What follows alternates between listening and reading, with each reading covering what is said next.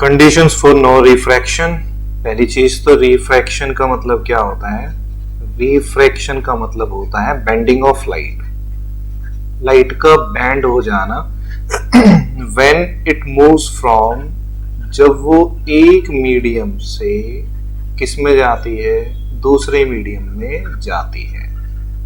तो इस फिनोमिनन को हम लोग क्या बोलते हैं? रिफ्रैक्शन।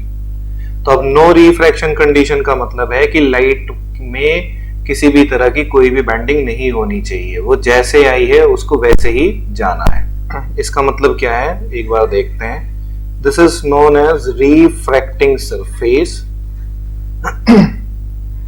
यहां पर आ गई ये इंसिडेंट लाइट। अब जिस पॉइंट पे लाइट फॉल करेगी उसी पॉइंट पर we will draw a normal. तो हम लोगों ने एक नॉर्मल ड्रॉ किया। तो रिफ्रैक्शन का मतलब तो ये है कि लाइट या तो नॉर्मल की तरफ शिफ्ट हो जाएगी या वो नॉर्मल से अवे शिफ्ट हो जाएगी। लेकिन अगर हम बात करते हैं कि नो रिफ्रैक्शन कंडीशन, इसका मतलब लाइट जैसे आई है उसको वैसे ही चले जाना है, उसके पाथ में कोई भी चेंजेस ना हो। तो ऐसी कौन कौन सी कंडीशंस हैं? तो हम पहले कंडीशन बात करते हैं फर्स्ट की। तो फर्स्ट कंडीशन हमने ये लिखी, व्हेन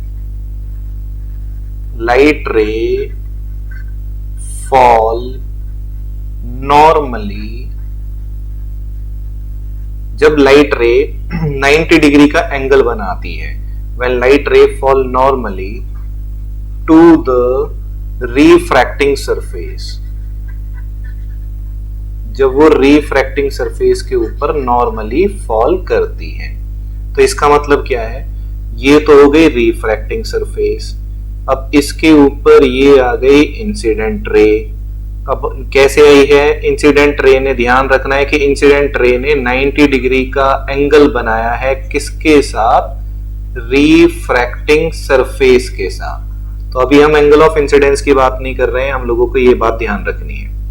तो हम लोगों ने क्या करा कि जिस पॉइंट पे लाइट फॉल करी है उसी पॉइंट पर we will draw a normal.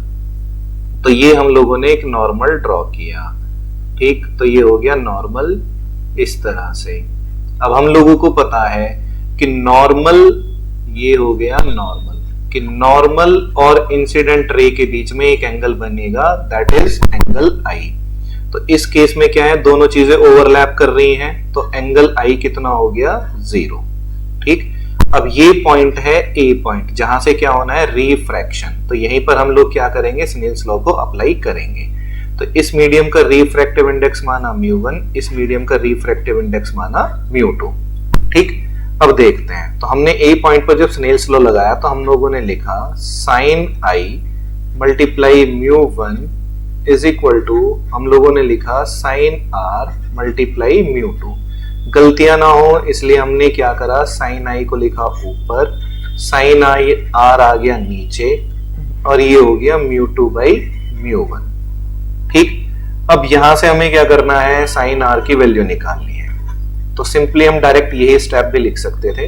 तो साइन आई मल्टीप्लाई μ1 इधर चला गया, μ2 इधर आ गया, और ये आ गया साइन आर।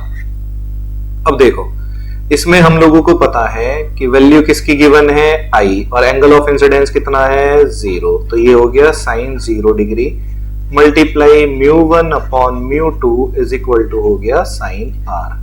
और हम लोगों को पता है कि साइन 0 कितना होता है? 0।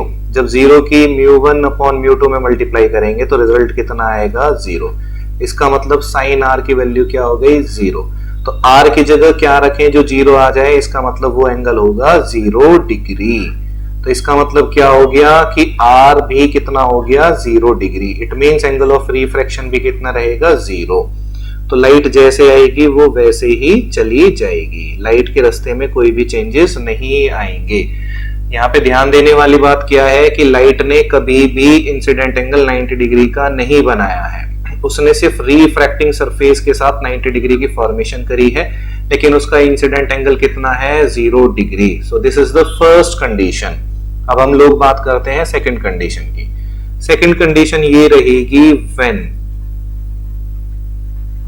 द रिफ्रैक्टिव इंडेक्स, हम लोगों ने लिखा when the refractive index of both the medium of both the medium is same, जब दोनों मीडियम का रिफ्रैक्टिव इंडेक्स क्या रहेगा, सेम। तो इसका मतलब ये हो गई हम लोगों के पास क्या, रिफ्रैक्टिंग सरफेस। इस पे ये लाइट रे इस तरह से फॉल कर गई, यहां हम लोगों ने नॉर्मल ड्रॉ किया। अब इसका रिफ्रैक्टिव इंडेक्स है μ1, इसका रिफ्रैक्टिव इंडेक्स है μ2, यहां से इसने एक एंगल की फॉर्मेशन करी I। अब हम R को फाइंड आउट करने की कोशिश कर रहे हैं, लेकिन कंडीशन क्या है, कंडीशन ये है कि दोनों का रिफ्रैक्टिव इंडेक्स क्या है, same, that is μ1 is equal to μ2। अब इस A पॉइंट पे हम लोग क्या करेंगे, स्नेल्स लॉ लगाएंगे। तो हमने लिखा μ1 into sine I is equal to, हम लोगों ने लिखा μ2 इंटू साइन R। अब μ1 और μ2 की वैल्यू क्या है, सेम, तो दे विल कैंसिल आउट। तो हम लोगों के पास क्या बचेगा, sine I is equal to sine R। इसका मतलब जो वैल्यू I की यहां पर रहेगी वही वैल्यू यहां पर किसकी रहनी चाहिए, R की। तो इसका मतलब क्या हो गया, angle I is equal to angle R। तो लाइट जैसे आएगी वैसे ही वो चली जाएगी, तो उसके रास्ते में कोई भी डेविएशन नहीं आएगा। तो this is known as angle of refraction. तो ये हमारी दो कंडीशंस हैं जब लाइट अपना रास्ता चेंज नहीं करती है।